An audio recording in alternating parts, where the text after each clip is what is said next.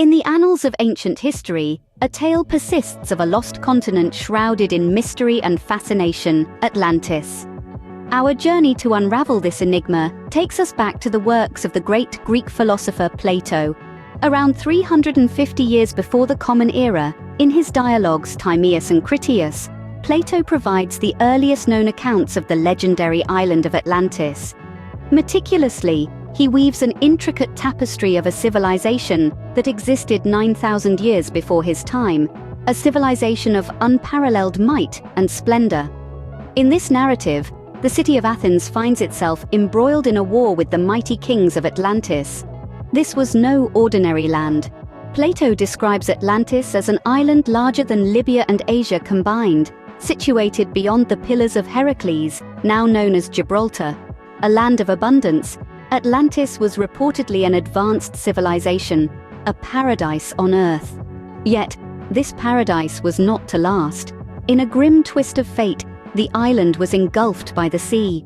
Plato speaks of violent earthquakes and floods that submerged the island, creating an impassable barrier of mud in the ocean. Just like that, Atlantis in all its glory was lost to the world, leaving nothing but stories in its wake. The tale does not end with the island's destruction. Plato's account also includes the aftermath of the catastrophe. Amid the ruins of the war, Athens emerged victorious against the Atlanteans, a victory that was attributed to the goddess Athena, who aided the Athenians in their struggle against Poseidon and the Atlanteans. Yet, one can't help but wonder, was Atlantis a real place or merely a metaphorical tale spun by Plato? A question that has puzzled scholars for centuries and continues to do so. Regardless of its authenticity, the story of Atlantis serves as a potent reminder of the transient nature of civilizations, no matter how mighty they may appear. And so Atlantis, a realm of prosperity and power, was lost to the sea, never to be seen again. Beyond the tale of its demise, Atlantis was said to be the dwelling of the mighty god Poseidon. This sprawling island, birthed from the sea god's divine power, was a testament to his might and majesty. Poseidon, upon receiving his share of the world's dominions, sculpted the island with alternate rings of water and land, forming a fortress that was practically impregnable. The island was divided into 10 portions, each ruled by one of Poseidon's 10 sons. The firstborn, Atlas, was the island's namesake. Each son ruled his portion of Atlantis, with Atlas presiding as the king over all. This divine lineage instilled a sense of grandeur in the inhabitants and fostered a society that was as formidable as it was prosperous. The geographical features of Atlantis were a marvel in themselves. The island, as described by Plato, was enveloped by concentric circles of water and land, alternating in their arrangement. The central island, the heart of Atlantis, was encircled by water, making it inaccessible to mere mortals. This ingenious design, coupled with the island's vast resources, allowed the Atlanteans to flourish and expand their influence far and wide. The location of this mythical island has been a subject of debate for centuries. The Timaeus dialogues suggest that Atlantis was situated beyond the Pillars of Heracles, which are now known as the Straits of Gibraltar. This places the island somewhere in the Atlantic Ocean, between Europe and America. However, this is just one of the many theories put forth by scholars and enthusiasts alike. Some even propose that Atlantis could be nestled in far-flung corners of the world, like Antarctica or Indonesia. As for divine protection, Poseidon's influence over the island was unchallenged. The god of the sea watched over his creation, safeguarding it from external threats. His divine favor was a force to reckon with, making Atlantis a power that could rival even the mightiest of civilizations. From its divine lineage to its geographical marvels, Atlantis was indeed a wonder to behold. This legendary island, a testament to Poseidon's might, was more than just a home to the gods. It was a symbol of divine power and human ambition. Atlantis was not just an island, it was a testament to human achievement and also human folly. This civilization, as narrated by Plato, was a beacon of progress, prosperity, and abundance.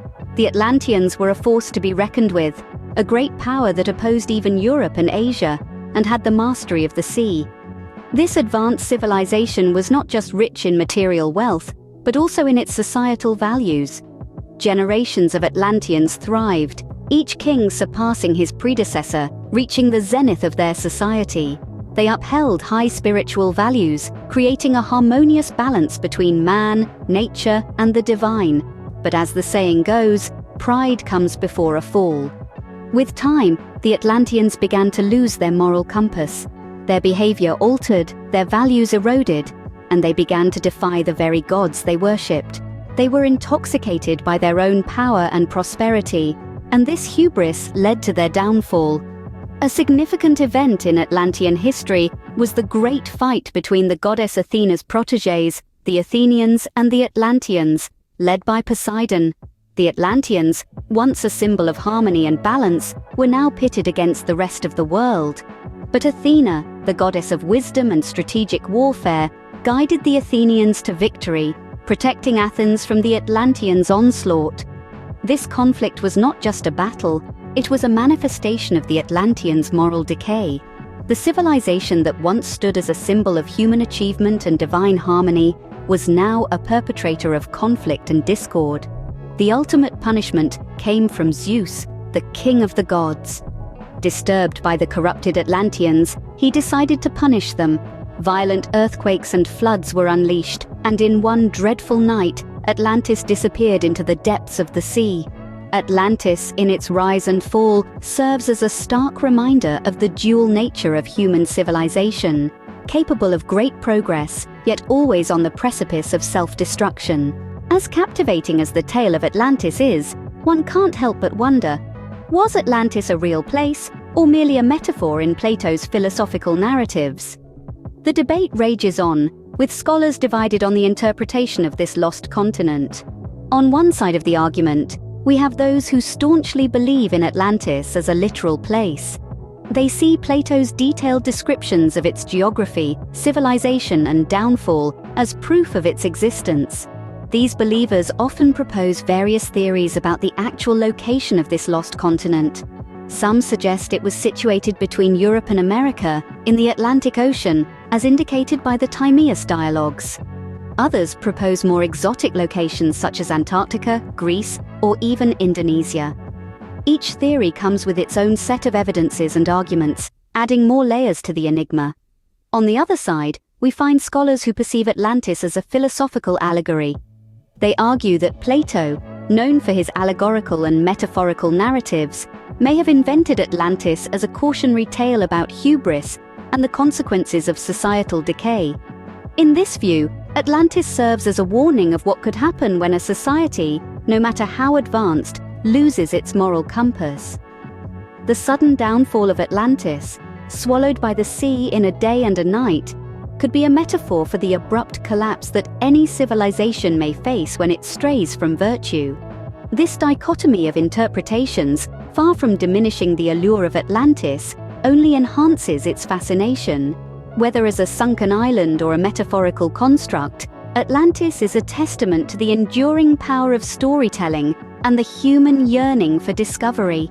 Each interpretation offers a unique lens through which we can explore not only our past, but also reflect on our present and the future of our civilizations. Whether symbolic or geographical, the story of Atlantis continues to captivate our collective imagination. The debate may never be conclusively resolved, but the quest for understanding continues, and with it, the enduring allure of Atlantis. Centuries have passed since Plato first spoke of Atlantis, yet its mystery remains unsolved. The elusive continent, shrouded in ancient tales and veiled by the mists of time, continues to captivate our collective curiosity. Its existence, real or metaphorical, has woven a rich tapestry of intrigue and speculation that has permeated our culture, our literature, and our cinematic narratives. From Jules Verne's 20,000 Leagues Under the Sea to the animated wonders of Disney's Atlantis: The Lost Empire, the story of Atlantis has been retold and reshaped countless times, each iteration adding another layer to the enigma. The quest for Atlantis has transcended the realm of fiction, inspiring real-life explorations and scientific expeditions. Even today, explorers and researchers scour the depths of the ocean, and pore over ancient texts, hoping to unearth clues that might lead to this lost continent. In recent years, a multitude of theories about Atlantis have emerged, each more intriguing than the last.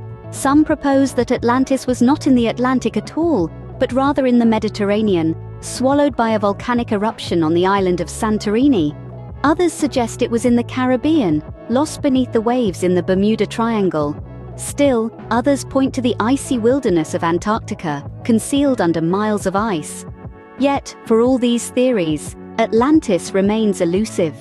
Is it a sunken island, waiting to be discovered? A metaphor for a society that lost its way? Or perhaps a symbol of our innate desire to explore and understand the world around us? As we delve deeper into the unknown, the lost continent of Atlantis continues to allure us, a testament to the enduring charm of ancient mysteries. The quest for Atlantis, whether it leads to tangible ruins or deeper philosophical understanding, is a journey that continues to inspire and fascinate. It is a reminder that there are still mysteries in this world waiting to be unraveled, stories waiting to be told, and discoveries waiting to be made.